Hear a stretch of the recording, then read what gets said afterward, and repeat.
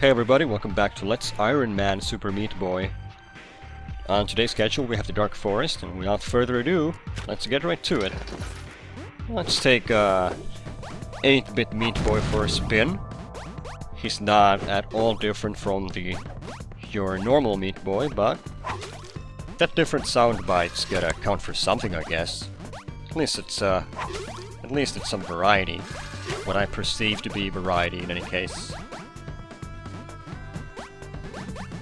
So the Dark Forest, well, it's I'd say it's harder than some later light worlds in the game.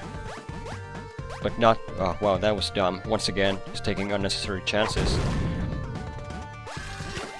As far as the whole light dark world thing goes, I think the developers meant for you to finish the light chapters first, and then move on to the Dark World chapters, because they are exponentially harder than anything you encounter in the Light World.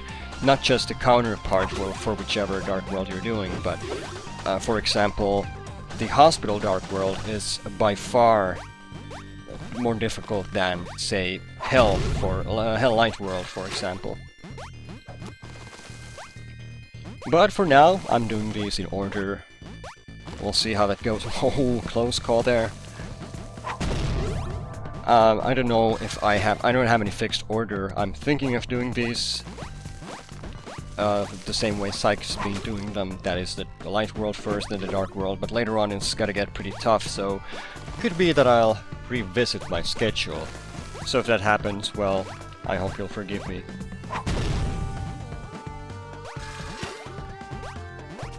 As far as this Dark World goes, well, it's just a less lenient, less kind version of the forest. Still not really all that difficult. Most jumps are easy. This one here might give you some trouble if you're not used to it, if you don't know what you're doing. That's why you always plan ahead and practice on these levels before tackling the achievement head-on. Stating the obvious here, really. But basically, it's the forest chapter with slightly more obstacles. Not that tough, to be honest. Like right here, you just wait for the right moment. There's no strike against you, you just wait it out.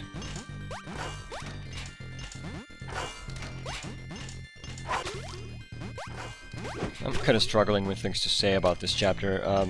There isn't a strategy per se, it's just running through these levels without thinking and occasionally stopping for a spell. It's going to get more interesting in a few chapters' time.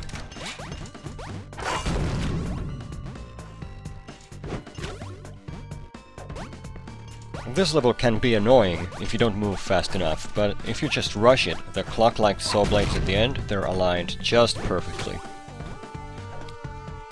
I think I've mentioned before that you don't want to rush things, but it can definitely work in your favor too, as we saw in 117X.